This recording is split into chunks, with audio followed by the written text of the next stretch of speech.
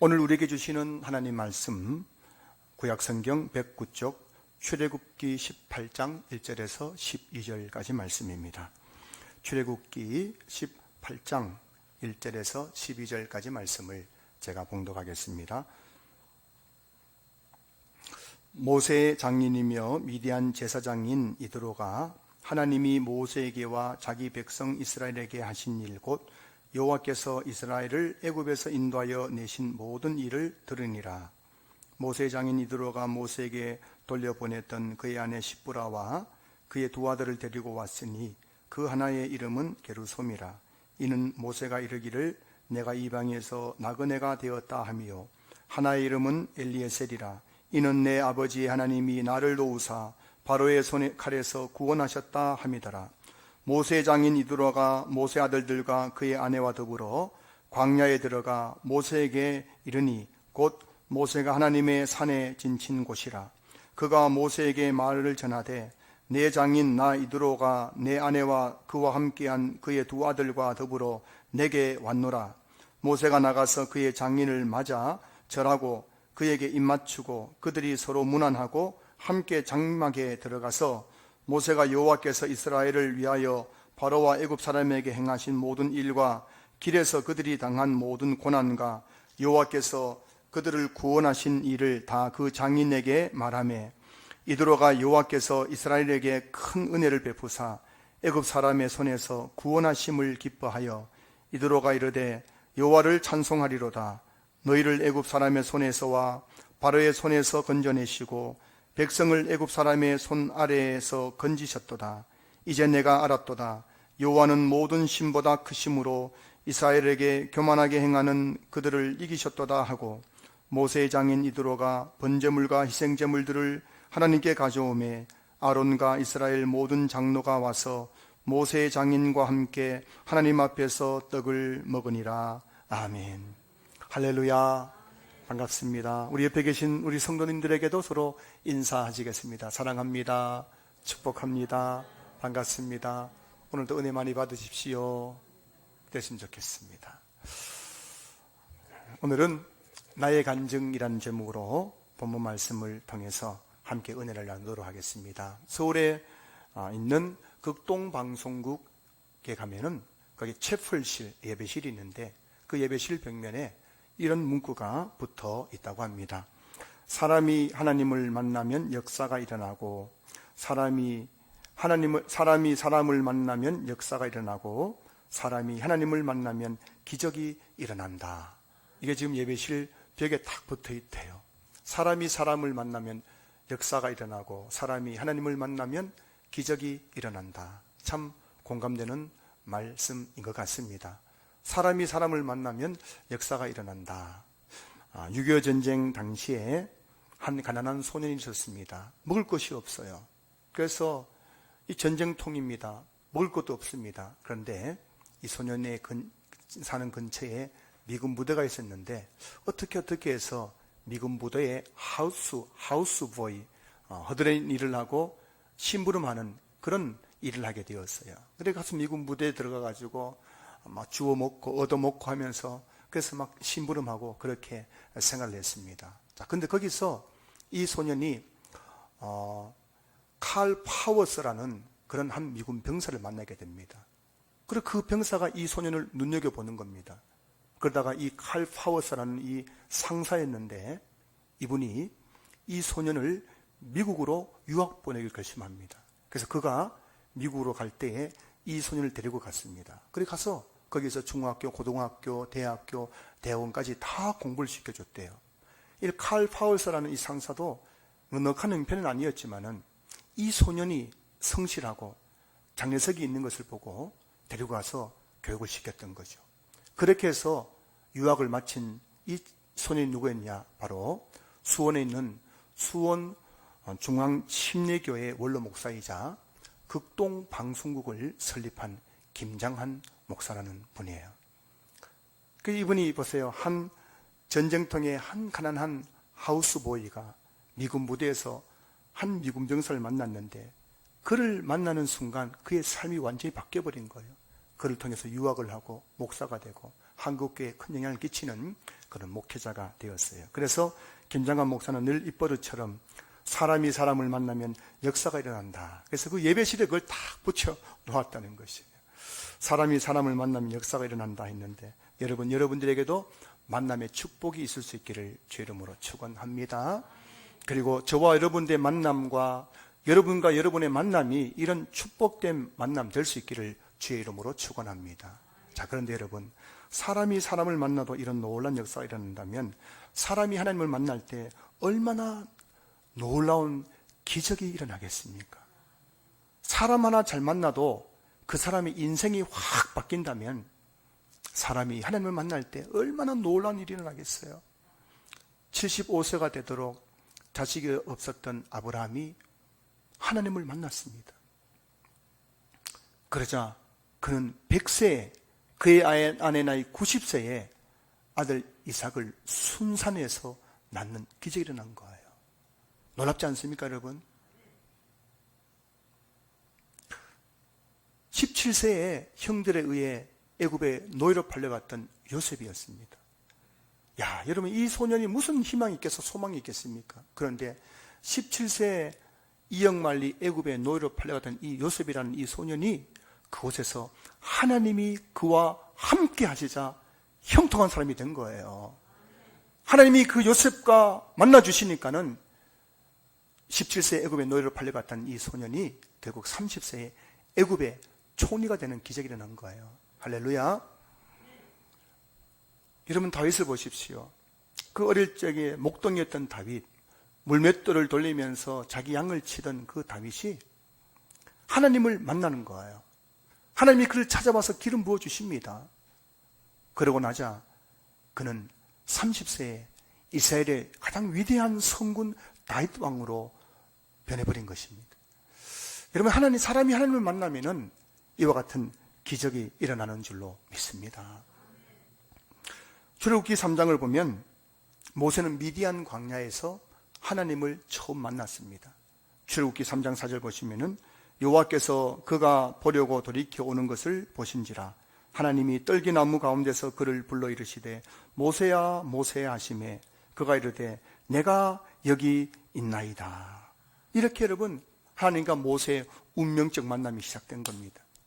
그리고 출애굽기 3장 이후 하나님과 모세가 만난 이후에 그 출애굽기 3장 이후에 나오는 모세의 삶을 보십시오. 모세의 삶에는 수많은 간증이 있었죠. 수많은 기적이 일어났죠. 오늘 보면 1절 보시면은 모세의 장인이며 미디안 제사장인 이드로가 하나님이 모세에게와 자기 백성 이스라엘에게 하신 일 곧 여호와께서 이스라엘을 애굽에서 인도하여 내신 모든 일을 들으니라. 여러분, 하나님께서 모세를 통해서 행하신 그 모든 일들을 미디안 광야에 있었던 모세의 장인 이드로가 다 들었다는 겁니다. 어떤 일이었습니까? 애굽에 하나님께서 모세를 통해서 애굽에 내렸던 10가지 재앙의 이야기들, 홍해가 갈라진 일들, 그리고 마라에서 쓴물이 단물로 바뀌는 놀라운 기적, 신광야에서 하나님께서 마른 하늘에서 만나와 메추라기를 내려주셔서 40년 동안 먹게 하신 일들, 그리고 르비딤에서 목이 말라 마실 물이 없을 때에 반석에서 샘물이 솟아나게 하신 일들, 그리고 그 르비딤에서 아말렉과의 전쟁에서 승리하게 하신 일들, 이런 모든 일들을 모세장인 이드로가 들었다는 거예요. 여러분 보면은 모세는 출애굽기 3장에서 하나님을 만난 그 순간부터 모세의 모든 삶은 한편의 드라마였고 기적의 연속이었고 바로 간증의 연속이었던 것입니다. 자, 여러분, 그 이야기를 듣고 미디안 강에 살고 있던 모세의 장인 이드로가 그 이야기를 다 들었다는 거예요. 놀랍지 않습니까, 여러분? 이 하나님에 대한 이야기는 참 놀라운 것이 뭐냐면은 사람의 이야기도 소문이 나지만 하나님의 이야기는 누가 말하지 않아도 이것이 점점 퍼져가고 소문나게 되어 있는 거예요. 아니, 어떻게 미디안 광야에 있는 이드로가 하나님께서 이스라엘 백성에게 했던 그 놀라운 일들에 대한 이야기를 다 들을 수 있었을까요? 여러분, 중요한 사실은 하나님의 이야기는 반드시 세상에 소문이 나는 줄로 믿습니다. 여호수아 2장 10절 보시면은 이는 너희가 애굽에서 나올 때에 여호와께서 너희 앞에서 홍해물을 마르게 하신 일과 너희가 요단 저쪽에 있는 아모리 사람의 두 왕 시온과 옥에서 행한 일 곧 그들을 전멸시킨 일을 우리가 들었음이니라. 지금 이 말을 하는 게 누구냐면은 바로 가나안 땅에 있는 여리고성에 있는 기생 라합이 하는 이야기거든요. 여러분, 지금 광야에서, 애굽에서 광야에서 일어났던 하나님께서 이스라엘 백성들에게 했던 그 위대한 일들을 가나안 땅 여리고성에 있는 기생 라합이 다 들었다는 거예요. 어떻게 이렇게 소문이 날 수 있었을까요? 여러분, 하나님의 이야기는 반드시 소문나는 줄로 믿습니다. 인류 역사를 보십시오. 수많은 사람들이 교회를 없애려고 했습니다. 성경을 없애려고 했습니다. 복음을 전하지 못하게 하려고 했습니다. 그런데도요, 복음은 점점 퍼져가는 거예요. 성경은 점점 더 많은 사람들에게 전파되는 거예요. 여러분, 하나님의 이야기는 이 세상 속에 점점 퍼져가는 줄로 믿습니다. 마태복음 9장 20절 보시면은 그 소문이 그 온 땅에 퍼지더라. 누가복음 4장 37절에 보면은 이에 예수의 소문이 그 근처 사방에 퍼지더라. 예수님이, 사람들이 예수님을 만나잖아요. 그러면 그 소문이 사방으로 온 땅에 다 퍼져간 거예요. 제가 신앙교회에 부임하고 3년쯤 되었을 때입니다. 어느 날 교회 앞에서 옆에 있는 건물의 주인 아주머니를 만났어요. 제가 처음으로 얼굴과 얼굴을 만난 적이 때였습니다. 그래서 그 아주머니가 저를 딱 보는 순간, 그분은 교회를 안 다니는 분인데 저를 딱 보는 순간 목사님 이야기 많이 들었습니다. 그리고 요즘 신앙교회에 잘 되고 있다는 이야기도 듣고 있습니다. 이런 이야기를 하는 거예요. 그분 교회 안 다니시거든요. 그런데도 교회 안 다니는 그분의 귀에도 뭐라고요? 우리 신앙교회 이야기가 다 들리고 있다는 거예요. 다 들었다는 겁니다. 여러분, 저는 그래서 이분이 인사치레로 그런 줄 알았는데, 그 후에 또 제가 몇 차례 말씀드렸지만 이발관에 갔는데, 이발관에 있는 그 사장님은 다른 교회 집사님인데도 똑같은 얘기 하는 거예요. 요즘 신앙교회 좋은 소문이 많이 들리고 있다고. 이런 이야기를 하는 겁니다. 최근에 그 일발관에 갔더니 또 그 사장님이 또 똑같은 이야기 하는 거예요.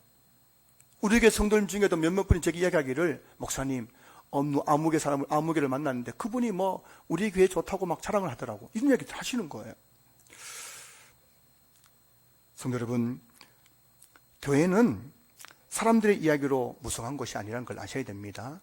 지금 광야에 보세요, 광야. 이 광야에서 이스라엘 백성들 이야기 보면요, 출애굽기 보면요, 막 서로 원망하고, 싸우고, 막 불평하는 이야기가 가득하잖아요.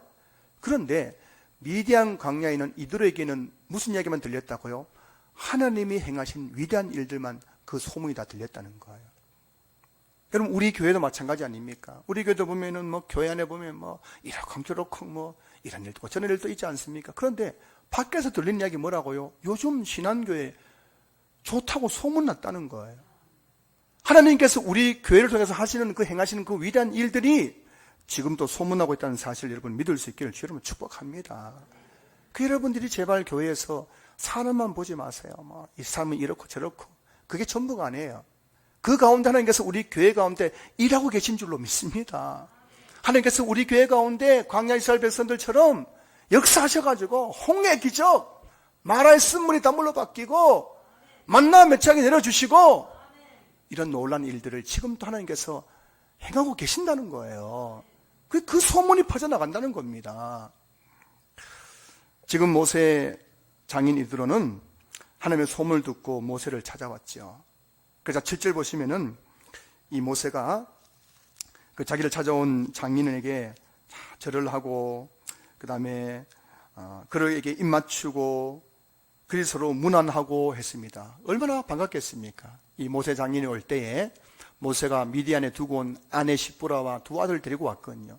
그 아내도 보고 두 아들도 보고 장인 어른도 보고 얼마나 반가워요. 그 절을 하고 문안 인사하고 잘 지냈느냐고 막 인사했지 않습니까? 자, 그 다음에 장면 보면 뭐냐면은 7절 뒤에 보면은 함께 장막에 들어가서, 그리고 8절 말씀 제가 읽어드립니다. 모세가 여호와께서 이스라엘을 위하여 바로와 애굽 사람에게 행하신 모든 일과 길에서 그들이 당한 모든 고난과 여호와께서 그들을 구원하신 일을 다 그 장인에게 말하매. 자, 여러분 지금 상황을 보세요. 지금 장인 어른이 아내와 두 아들 데리고 모세를 찾아왔습니다. 그러자 모세가 절하고 입 맞추고 문안 인사한 다음에 그 다음에 뭘 하고 있는 거예요? 그 다음에 장면이 장막에 들어가가지고 모세가 장인을 앉혀놓고, 아마 그 자리에 십보라도 있을지 모르겠습니다. 아내가 있을지 모르겠는데 앉혀놔놓고 지금까지 있었던 일들을 이야기하는 거예요.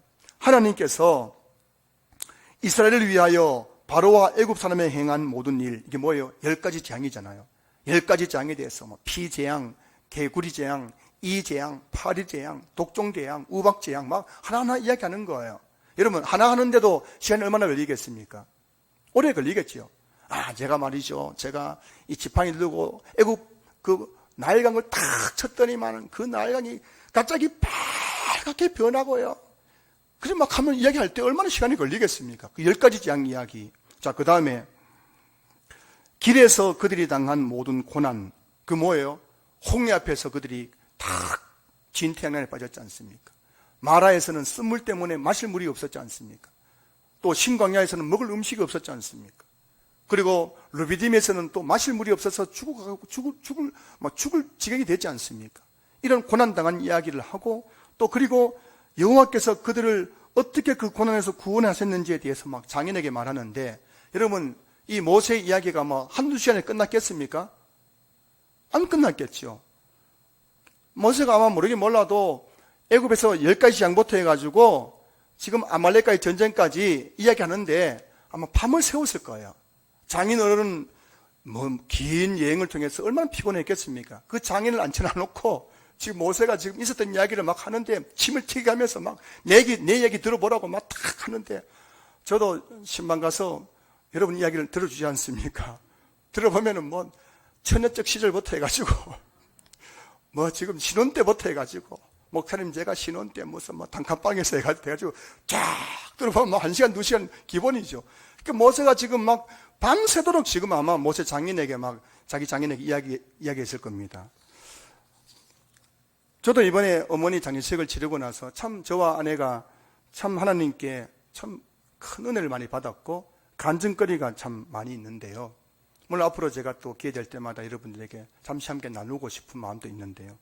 그 지난 금요일 이제 오후에 목사님 몇 분이 저를 위로차 방문하셨어요.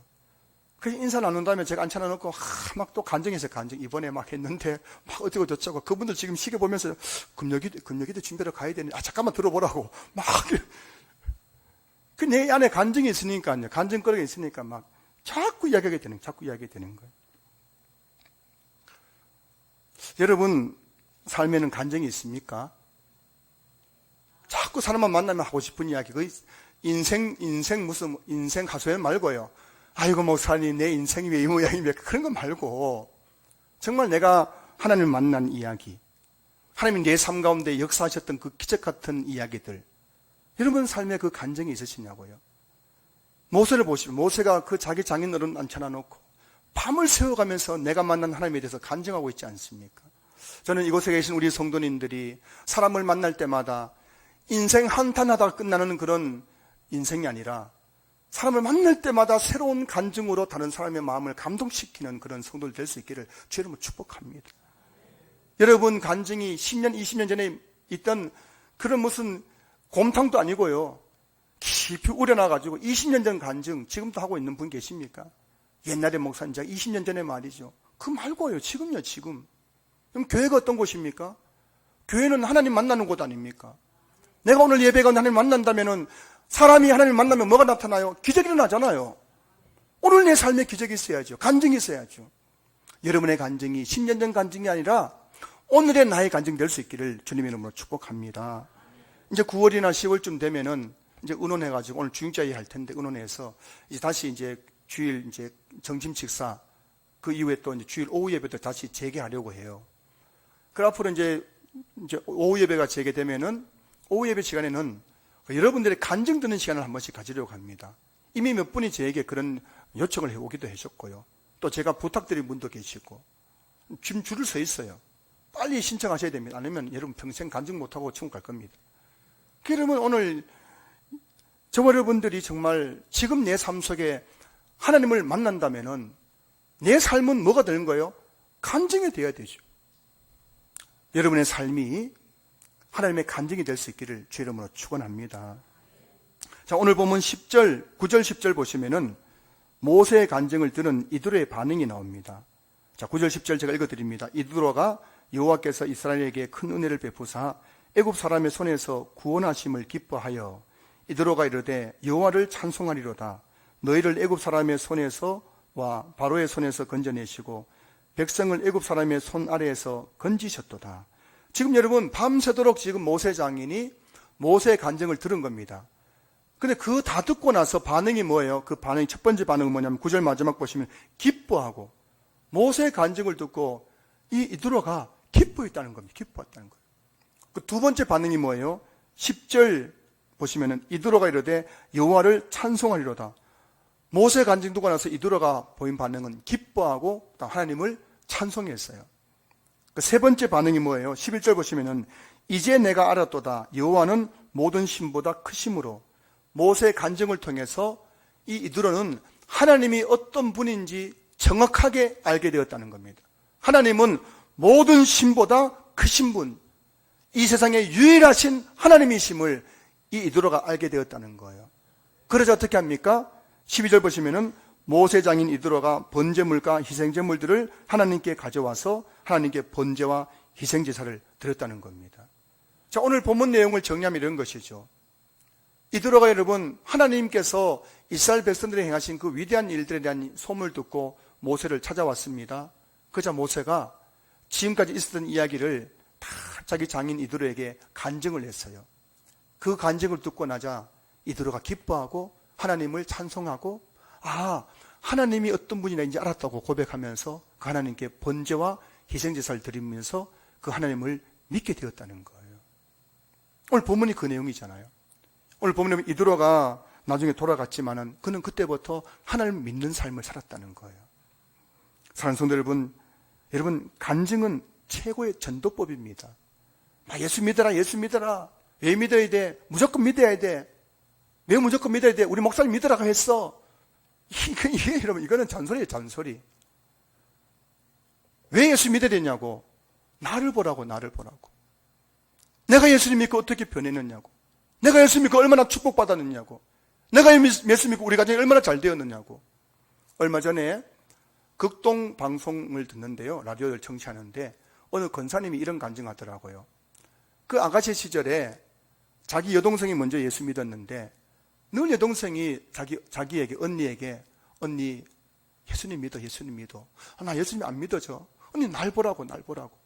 내가 교회 나가서 예수님 믿고 얼마나 잘 되었느냐고. 날 보면은 하나님이 살아계신 거 믿어지지 않느냐고. 어느 날 가보니까요, 동생이 교회 나오고부터 하는 일마다 잘 되는 거예요. 그 모습 보면서 정말 하나님이 계신 것 같아.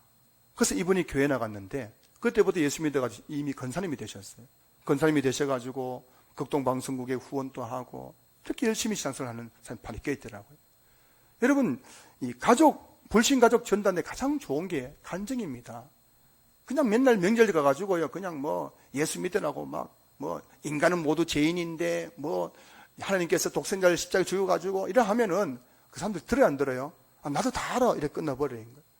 그 일 명절날 가가지고 여러분 동서들 지간에 주방에서 이 음식 만들면서 또 그 거실에서 차를 마시면서 내가 만난 하나님, 내가 처음 하나님을 만나서 내가 이렇게 변화되었고 하나님께서 우리 가정에 이런 일을 행하셨고 그런 것을 간증할 때에 여러분의 그 믿지 않는 가족들도 기뻐하면서 죽게 돌아오는 놀라운 역사가 나타나게 될 줄로 믿습니다. 자, 근데 여러분 오늘 본문 8절 보시면은 이런 말씀이 나오죠. 모세가 여호와께서 이스라엘을 위하여 바로와 애굽 사람에게 행하신 모든 일과 길에서 그들이 당한 모든 고난 데 있는 고난. 여러분 출애굽기 3장에서부터 하나님께서 모세를 부른 이후로부터 참 모세는 많은 고난을 당했죠. 출애굽기 말씀 보면은 참 모세가 많은 고난을 겪었습니다. 그런데 모세가 겪었던 그 모든 고난은 하나같이 모세의 간증으로 바뀌게 된 거예요. 그 당시에는 앞이 깜깜하죠. 홍해 앞에서 얼마나 앞이 깜깜했겠습니까? 앞에는 홍해요, 뒤에는 애국 군대가 쫓아오니까는 얼마나 모세가 당황하고 앞이 깜깜했겠습니까? 그 당시에는 이제 죽었구나 싶었는데 지나고 나니까 그게 모세의 간증으로 바뀌어 있더라는 거예요. 홍해를 기적을 경험하고 난 3일 후에 마라에 도달했는데 3일 동안 강약길을 걸으니까요 너무너무 목이 마르잖아요. 근데 그게 물이 있는데 물을 마시려니까 그 쓴물이에요. 마실 수 없습니다. 백성들이 그 물 마시다가 다 뱉어내고 모세에게 원망하는 겁니다. 애굽에 매장지가 없어서 우리 여기서 죽게 하느냐고 막 하면서 원망하는 거예요. 이런 많은 고난을 겪었는데 어떻게 해서 그 모든 고난이 간증으로 바뀌게 되었을까?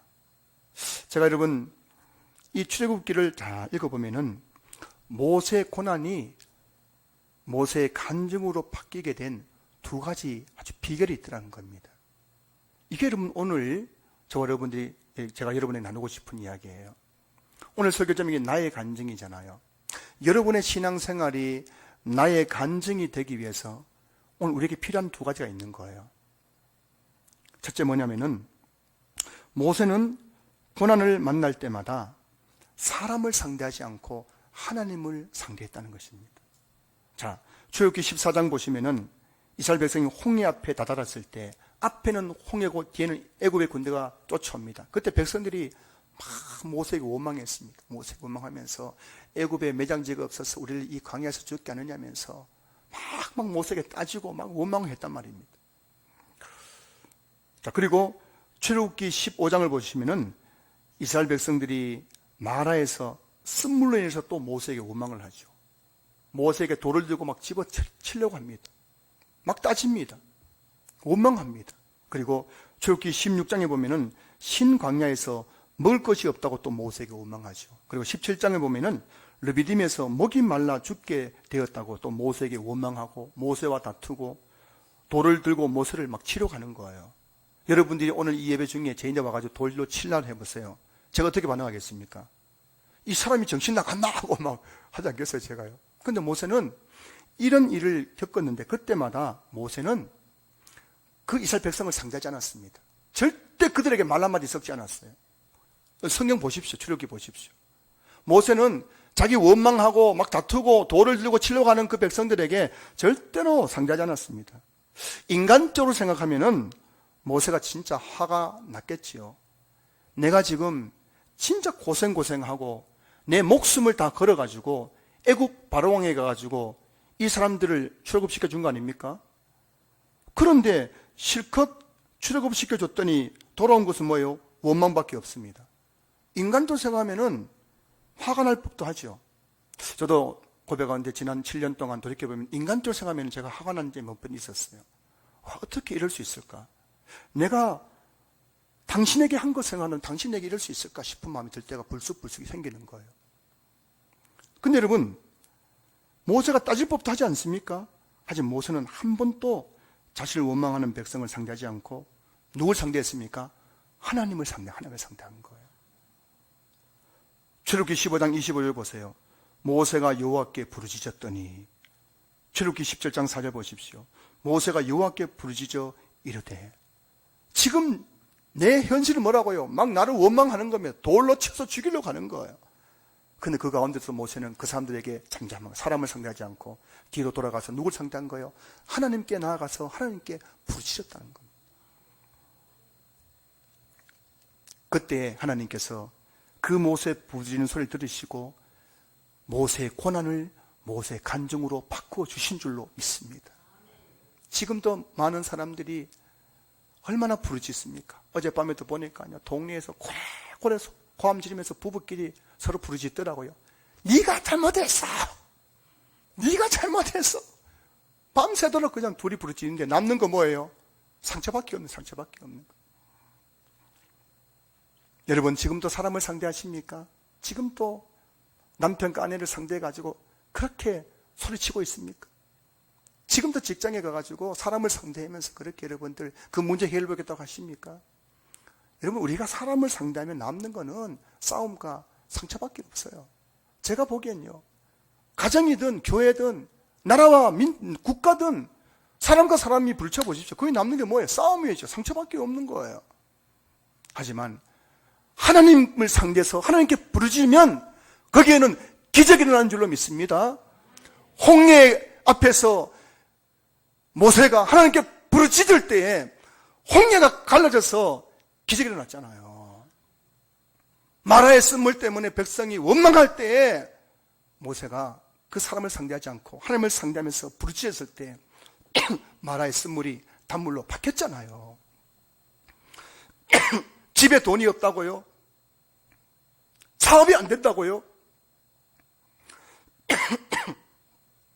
이스라엘 백성을 보십시오. 광야에서 먹을 것이 없었잖아요. 먹을 것 없다고 백성들이 원망했잖아요. 그때 모세가 하나님께 부르짖을 때 하나님께서 마른 하늘로부터 만나와 메추라기를 내려주신 줄로 믿습니다.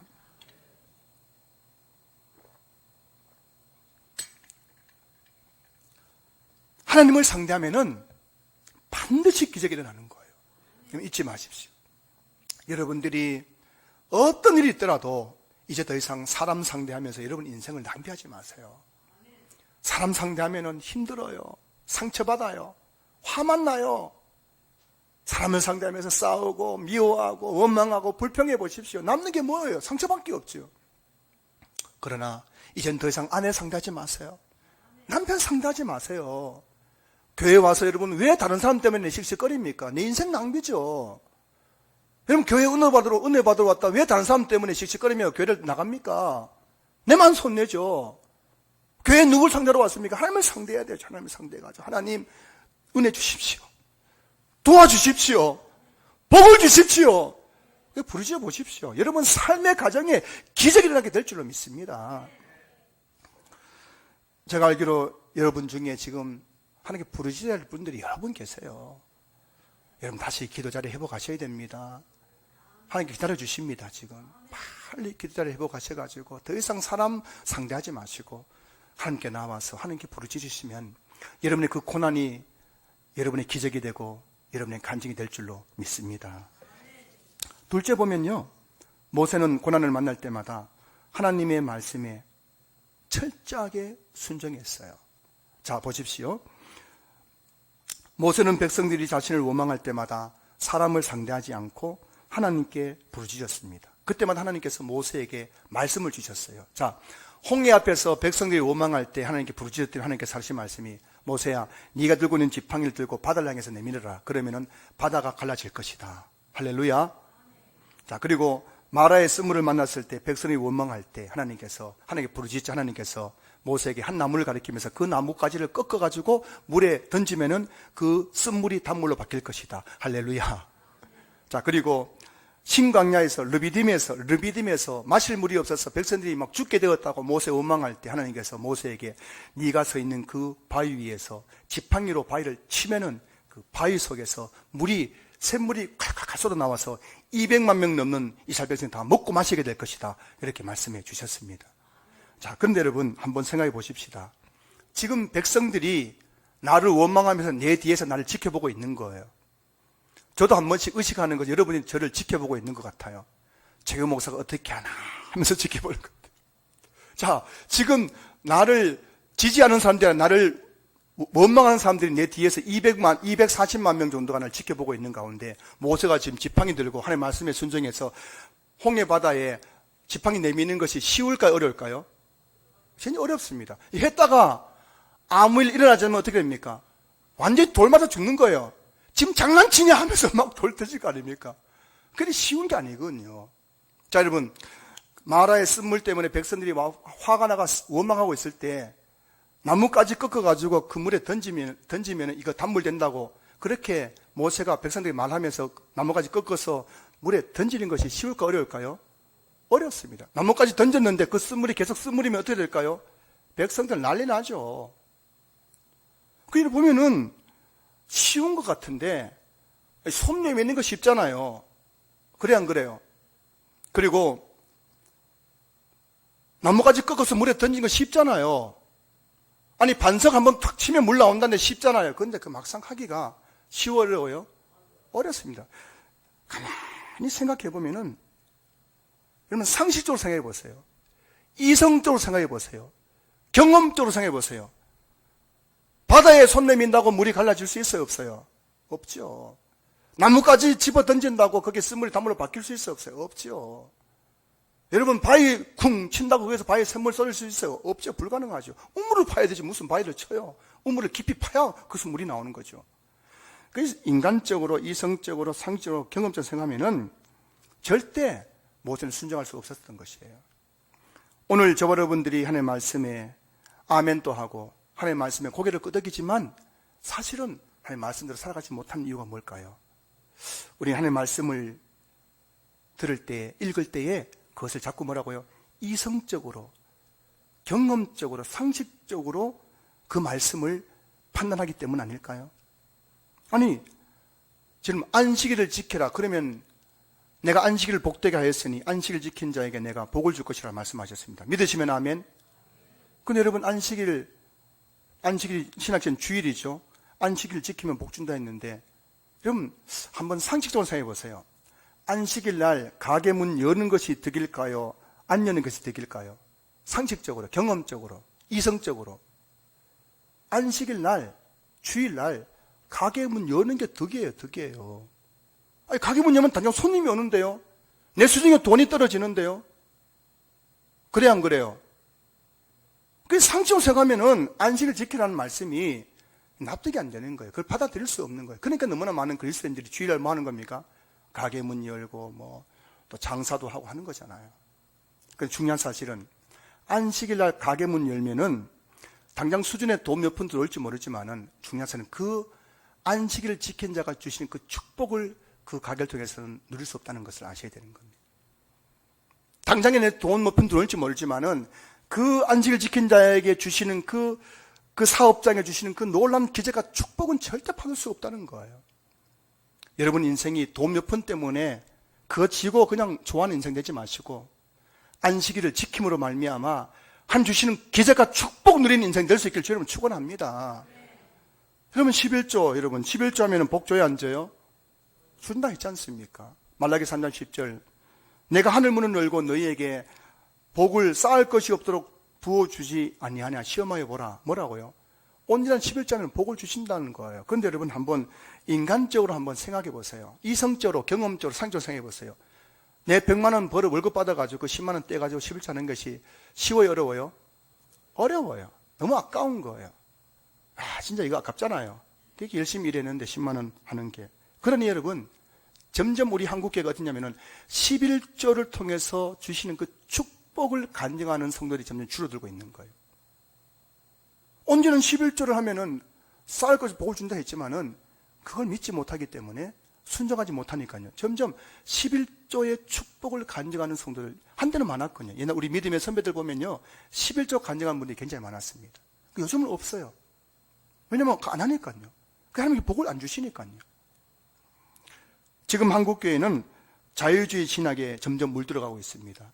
자유주의 신학의 특징이 뭐냐면은 이성과 과학이에요. 인간의 이성과 과학, 이거 자유주의 신학이 가장 중요한 특징인데, 여러분 이성과 과학을 가지고 성경 보십시오. 다 이게 거짓말처럼 보이잖아요. 그래서 자유주의 신학자들은 성경에서 기적을 다 빼버린 거예요. 그거는 꾸며낸 거다. 옛날 신화다 하는 겁니다. 그런 자유주의 신학이 점점 교회 안에 들어오니까요. 목사들도 강단에서 뭐라고요? 기적 얘기할 수 없어요. 기적 얘기할 수 못합니다. 기도하면 병 낫는다 말 못하는 거예요. 다 그거는 이성과 과학이 보자면 그건 있을 수 없는 일이거든요.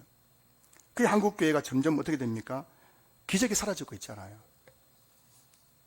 여러분 옛날에 보십시오. 예수님 당시에 보십시오. 한참 우리나라에 복음 들어왔을 때 보십시오. 70년대, 60년대, 70년대 보십시오. 기적이 상식이었습니다. 병 낫고 막 귀신 떠나가고 막 이런 일들은 상식이었어요. 예수 믿어가 복 받는 거 막 이거 진짜 그런 간증이 전혀 많았거든요. 점점 없잖아요, 지금. 우리 교회 보시면 무슨 간증이 있습니까, 지금? 성도 여러분, 모세의 간증은 순종에서 나왔다는 사실을 믿을 수 있기를 여러분 축원합니다. 여러분, 오늘 저와 여러분들이 이 모세가 그 많은 고난 당했지만은 그 모든 고난이 이제 모세의 간증이 되어서 밤을 새워가면서 장인에게 간증할 만큼 그 많은 간증이 있었던 이유는 뭐라고요? 모세에게 두 가지 비결이 있었던 거예요. 첫째는 뭐라고요? 모세는 절대 사람 상대하지 않는다. 누굴 상대했어요? 하나님을 상대하고 하나님께만 부르짖었습니다. 그리고 하나님 말씀 주실 때마다 그 말씀에 순종했습니다. 그러자 모세의 고난이 기적이 되고 모세의 고난이 간증의 제목으로 바뀐 줄로 믿습니다. 오늘 설교 제목 나의 간증이에요. 사랑하는 성도 여러분, 오늘 나의 삶에 간증이 있을 수 있기를 주님을 축복합니다. 10년, 20년 전의 간증이 아니고요. 오늘 내가 지금 하나님을 만나고 있잖아요. 나의 삶은 하나님과의 만남의 연속 아닙니까? 그 삶 속에서 누가 보더라도 하나님이 하셨다고 고백할 수 있는 그런 간증을 고백할 수 있는 저분 될 수 있기를 좀 축복합니다. 잊지 마십시오. 그러려면 두 가지를 하셔야 됩니다. 절대 사람 상대하지 마세요. 가정에서도 교회에서 사람 때문에 뭐 시험 들었다. 그럼 끝나는 거예요. 은혜 못 받으면 하나님 기적이 일어나지 않습니다. 여러분들이 무슨 일을 든지 하나님 상대하고 하나님께만 부르짖으십시오. 그리고 주시는 말씀들마다 여러분들이 순종해 보십시오. 여러분 삶 가운데 기적이 일어날 것입니다. 여러분의 고난이 간증의 제목으로 바뀌게 될 것입니다. 할렐루야, 할렐루야, 할렐루야.